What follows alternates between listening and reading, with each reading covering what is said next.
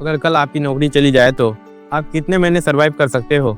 1 महीने, 3 महीने या सिर्फ 20 दिन? सच्चाई यह है, इंडिया में 70% लोग 3 महीने की सेविंग भी नहीं रखते। और सबसे डरावनी बात, एआई आ चुका है, ऑटोमेशन आ चुका है, जॉब्स बदल रही है, लेकिन एक चीज़ आज भी काम कर रही है, इन्वेस्टमेंट। आज मैं आपको कोई थ्योरी नहीं बताने वाला, मैं आपको एक ज़िंदगी दिखाऊंगा। नाम है आरब, और हो सकता है ये कहानी आपकी हो। Part 1, middle class conditioning. Aarab का जन्म एक साधारण परिवार में हुआ। पापा बैंक में क्लर्क, माँ स्कूल टीचर। घर में हमेशा एक लाइन सुनाई देती थी, बेटा बस सरकारी नौकरी मिल जाए तो ज़िंदगी सेट। किसी ने ये नहीं सिखाया एसेट क्या होता है, इन्फ्लेशन क्या होता है, टैक्स कैसे काम करता है, मनी मल्टीप्लाई कैसे होता है।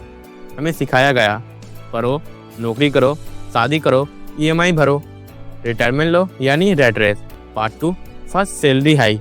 आरब को आईटी जॉब मिली, 40,000 सैलरी, पहली बार independence, new phone, bike, weekend trips, Instagram पर life set.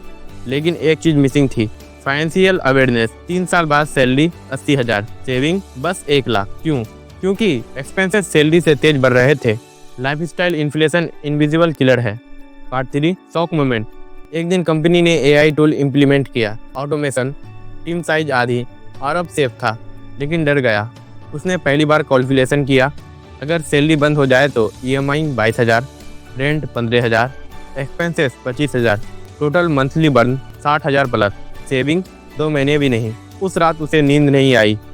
Part 4, mentor entry.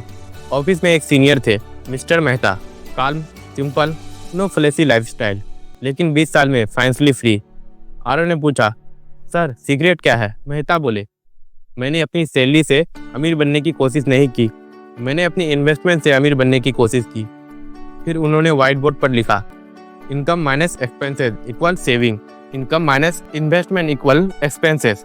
पहले इन्वेस्ट फिर खर्च। Part 5, foundation building. मेहता ने उसे 5 स्टेप सिखाया। 1, इमरजेंसी फंड, 6 से 9 महीने का खर्च लिक्विड फंड में। 2, टर्म इंश्योरेंस, फैमिली डिपेंडेंट है तो mandatory. 3, health insurance, medical emergency, financial disaster बन सकता है। 4, index fund SIP, low cost long term market follow करो। 5, स्किल इन्वेस्टमेंट, एआई से डरने की जगह स्किल अपग्रेड करो। फिर मेहता बोले, मार्केट को बीट करने की कोशिश मत करो, मार्केट का हिस्सा बनो। Part 6, deep investment education.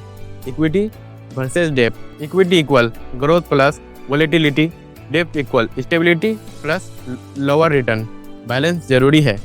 Compounding story, अगर 15,000 हर महीने 12% रिटर्न से 30 साल इन्वेस्ट करो, रिजल्ट 5 करोड़ के आसपास। मैजिक नहीं, consistency. SIP power during crash. Market गिरता है, आप ज़्यादा यूनिट खरीदते हो, रिकवरी में एक्सप्लोसिव ग्रोथ। क्रेश इनिमी नहीं, अपॉर्चुनिटी है। Part 7, market crash drama.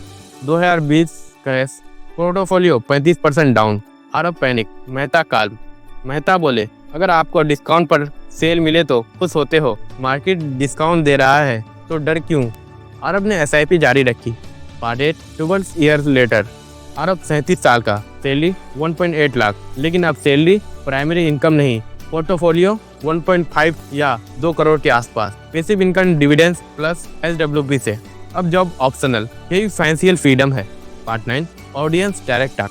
अब मैं आपसे सीधा सवाल पूछता हूँ, आप किस फेस में हो? Salary face, confusion face, fear face या इन्वेस्टमेंट फेस?